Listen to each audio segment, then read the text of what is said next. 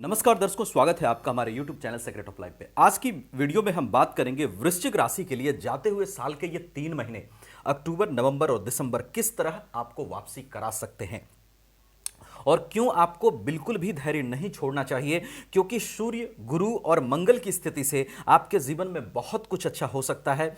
Specially देखिए, गुरु कर्क राशि में 1.5 महीने के उच्च के होंगे, आपके भाग्य भाव में गोचर करेंगे। बहुत अच्छी स्थिति है, 1.5 महीने इसी साल ये आएंगे कर्क राशि में। उसके साथ साथ आपका जो प्रोफेशन लॉर्ड सूर्य हैं, सूर्य की भी स्थिति बहुत अच्छी रहेगी, लाभ भाव में रहेंगे। फिर यहां पर लग्न पर भी स्थिति बहुत अच्छी रहेगी और धन भाव में भी ये जाएंगे। तो इन 3 महीनों में प्रोफेशन लॉर्ड सूर्य की भी स्थिति बहुत अच्छी बन रही है। साथ में मंगल भी रोचक योग का निर्माण करेंगे इन 3 महीनों में और मंगल धन भाव में भी गोचर करेंगे। इन सब स्थितियों से क्या क्या चीजें आपके लिए बेहतर हो सकती हैं इन 3 महीनों में, साथ ही किन बातों पर आपको ध्यान रखना चाहिए, इन सब चीजों पर बहुत कम समय में डिटेल में चर्चा करूंगा। वीडियो काफी इंपॉर्टेंट रहेगी, लास्ट तक देखना आप। देखिए, सबसे पहले बात करूं लग्नेश मंगल की स्वास्थ्य की। मंगल जो है आपके 1 से 26 अक्टूबर तक तुला में है। मैंने कहा था कहां ध्यान रखना है, उस पर भी चर्चा करेंगे। 1 से 26 अक्टूबर तक यहां पर मंगल रहेंगे। थोड़ा सा स्वास्थ्य का ध्यान रखिएगा, व्यय भाव में है, 12th हाउस में है, लेकिन यहां पर बैठे मंगल फॉरेन से रिलेटेड चीजों के लिए अच्छे हैं और चौथी दृष्टि पराक्रम भाव पे उच्च दृष्टि आपके पराक्रम को अच्छा करते हुए दिखाई दे रहे हैं मंगल। उसके बाद जो मंगल का जो पोजीशन है वो बहुत अच्छा हो जाएगा। 27 अक्टूबर से 6 दिसंबर तक मंगल यहां आ जाएंगे, यानी कि 40 दिन के लिए मंगल का गोचर यहां होगा वृश्चिक राशि में। अपनी राशि में लग्न पर बैठे मंगल रोचक योग का निर्माण कर रहे हैं। तो 27 अक्टूबर से 6 दिसंबर तक ये 40 दिन का जो समय रहेगा, इसमें वापसी करने का सेल्फ कॉन्फिडेंस आपका बढ़ेगा, क्योंकि लग्नेश आपके काफी बली हो रहे हैं, पावर में आ रहे हैं, रोचक योग का निर्माण कर रहे हैं। तो आप विपरीत परिस्थितियों के बीच अपने मन से, अपने पावर से रास्ता बनाने का काम करेंगे। आप जितने भी एडवर्स सिचुएशन से आपको परेशानी रही या स्थितियां डल पड़ी आपके लिए, उन सब चीजों से रिकवर करने की एक अद्भुत कैपेसिटी आपके अंदर डेवलप होगी, क्योंकि मंगल जो रोचक योग में यहां पर आएंगे वो बेहतरीन रूप से वो बली हो जाएंगे वहां पर। और लग्न पर राहु शनि किसी ग्रह की दृष्टि नहीं है। तो ये जो 40 दिन का समय होगा, सेल्फ कॉन्फिडेंस को वापस पाने का, एंजाइटी डिप्रेशन से निकलने का और कुछ कर दिखाने का जज्बा आपके अंदर मंगल पैदा करेंगे इन 40 दिनों में। उसके बाद जो है मंगल की जो है 6 दिसंबर के बाद मंगल कहां आ जाएंगे, धन भाव में। 7 दिसंबर से 31 दिसंबर तक धन भाव में यहां रहेंगे, जो कि फाइनेंशियल कंडीशन के लिए बेहतर है, क्योंकि लग्नेश जहां बैठता है उस भाव की वृद्धि करता है। तो फैमिली में आ रहे प्रॉब्लम्स को मंगल कम करेंगे, फैमिली का माहौल अच्छा करेंगे 7 दिसंबर से 31 दिसंबर तक, और फाइनेंशियल कंडीशन के लिए मंगल का गोचर अच्छा रहेगा। उसके बाद देखिए, बात करूं कैरियर प्रोफेशन की। 1 से 16 अक्टूबर तक सूर्य कहां रहेंगे, लाभ भाव में रहेंगे। प्रोफेशन लॉर्ड का लाभ भाव में जाना, यहां जब सूर्य रहे, राहु केतु से थोड़ा सा डिस्टर्ब रहे, यहां पर लाभ भाव में जाएंगे।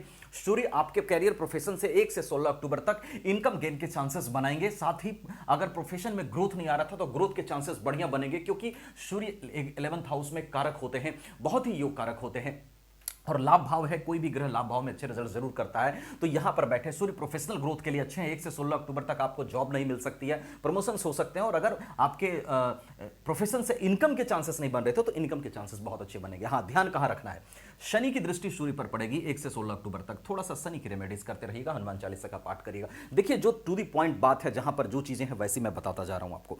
उसके बाद देखिए, सूर्य का गोचर कहां होगा, 17 अक्टूबर से 15 नवंबर तक तुला में यहां हो जाएंगे। 17 अक्टूबर से 15 नवंबर तक यहां बैठे सूर्य थोड़ा सा आपको प्रोफेशन में ज्यादा मेहनत करवा सकते हैं, और इस दरमियान आर्ग्यूमेंट से बचिएगा थोड़ा सा। वापस जब सूर्य आपके उसके बाद जब वृश्चिक में आएंगे 16 नवंबर से 15 दिसंबर तक 1 महीना सूर्य यहां रहेंगे। प्रोफेशन लॉर्ड का लग्न पे जाना निश्चित रूप से प्रोफेशनल ग्रोथ के लिए आपको काफी इंस्पायर करेगा।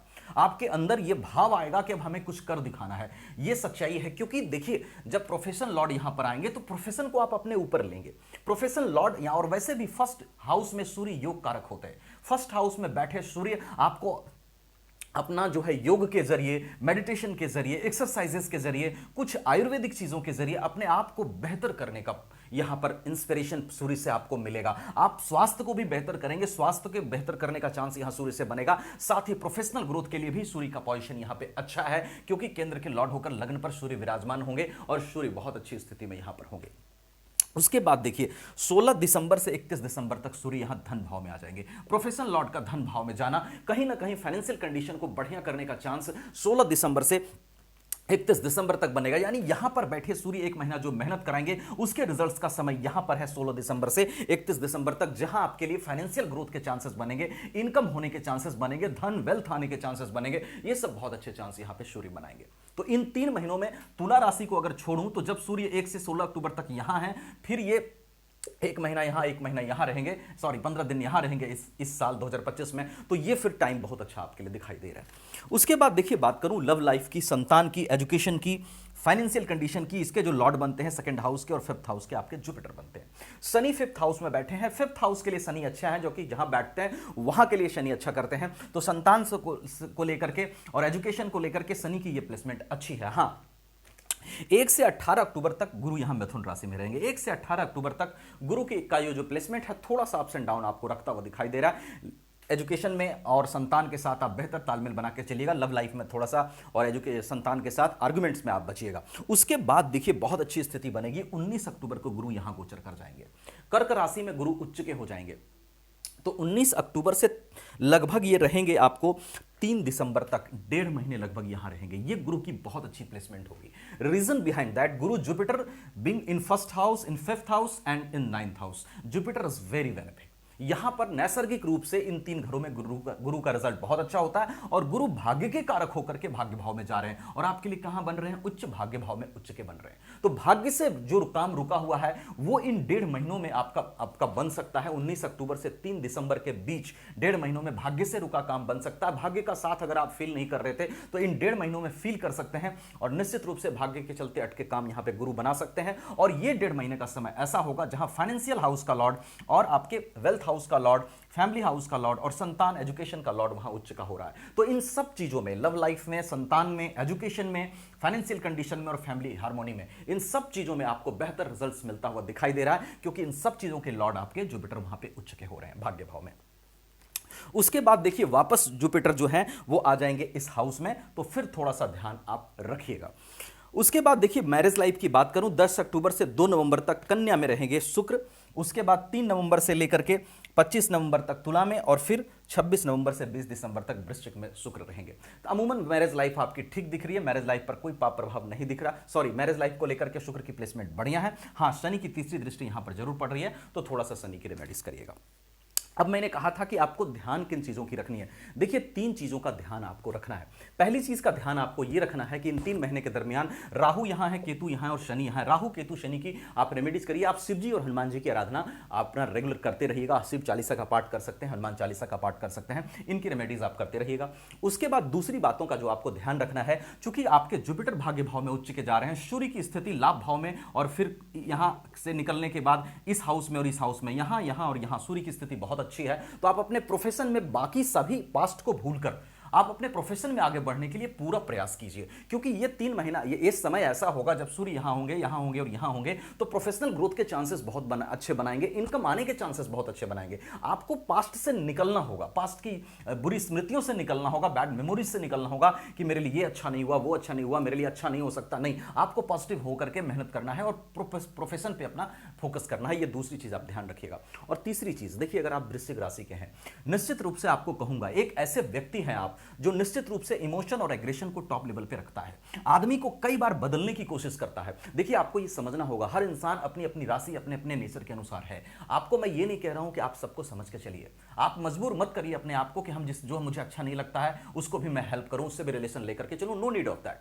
आपको जो इंसान अच्छा लगता है उसके साथ चलिए, जो इंसान अच्छा नहीं लगता उसको कट कर दीजिए, क्योंकि आप उन व्यक्तियों में से हैं जो धोखा बर्दाश्त नहीं करता, चीटिंग बर्दाश्त नहीं करता, दिल का साफ है, प्यार करता है तो जान दे सकता है, और अगर वार करता है तो अगर गुस्सा आ जाए तो फिर इंसान से बदला लेने का कोई मौका भी नहीं चूकना चाहता है। तो आपको थोड़ा सा करना क्या है, अपनी एनर्जी को सही दिशा में इंप्लीमेंट करना है, इन चीजों से बाहर निकलना है, क्योंकि इमोशनल भी आप काफी हैं और एग्रेसिव भी आप काफी हैं। सिचुएशन को देखते हुए ये दोनों चीजें, डीप इमोशंस आपके अंदर आते हैं, तो उसको थोड़ा सा कंट्रोल करके आप अगर स्टेबिलिटी अपने अंदर लाएं, क्योंकि 7.5 साल की 7.5 और ढैया में आपको यही तो शनि ने सिखाया है कि अपना और पराया में फर्क सिखा दिया और आपको सही ज्ञान दे दिया कि किसके साथ चलना है, किसके साथ नहीं चलना है। तो उस चीज का आप ध्यान रखते हुए जिसके साथ चलना हो उसके साथ चलिए, जो लोग अच्छे नहीं लगते हैं उसके साथ मत चलिए, लेकिन अपनी एनर्जी को एक पॉजिटिव दिशा में इंप्लीमेंट करिए, वो आपके लिए ज्यादा अच्छा रहेगा। तो इन सब बातों का आप ध्यान रखिएगा। और साथ ही देखिए, ये गोचर आधारित व्यवस्था से मैंने सारी चीजें बताई। आपकी कुंडली में सभी ग्रहों की क्या पोजीशन है, इसी पर सिर्फ निर्भर नहीं करेगा, ये गोचर है। आपकी कुंडली में सभी ग्रहों की पोजीशन क्या है, लगन कुंडली में सभी ग्रहों की पोजीशन क्या है, नवमांश कुंडली में सभी ग्रहों की पोजीशन क्या है, महादशा किसकी चल रही है, अंतरदशा किसकी चल रही है, षड्बल में ग्रहों की स्थिति कैसी है, अष्टक वर्ग में ग्रहों की स्थिति कैसी है, सभी बातों पर प्रेडिक्शन निर्भर करेगा। तो कंप्लीट इंफॉर्मेशन के लिए अपनी चार्ट भी एक बार जरूर दिखाइएगा। अगर आप मुझसे दिखाना चाहें, वीडियो डिस्क्रिप्शन में व्हाट्सएप नंबर मिलेगा, आप वहां पे व्हाट्सएप कर सकते हैं। रेस्ट चैनल को सब्सक्राइब करना और वीडियो को लाइक शेयर करना बिल्कुल मत भूलिएगा, क्योंकि मैं हमेशा कोशिश करता हूं कम समय में आपको बहुत अच्छी से अच्छी वीडियो दे सकूं, अच्छी से अच्छी जानकारी दे सकूं। Thank you so much.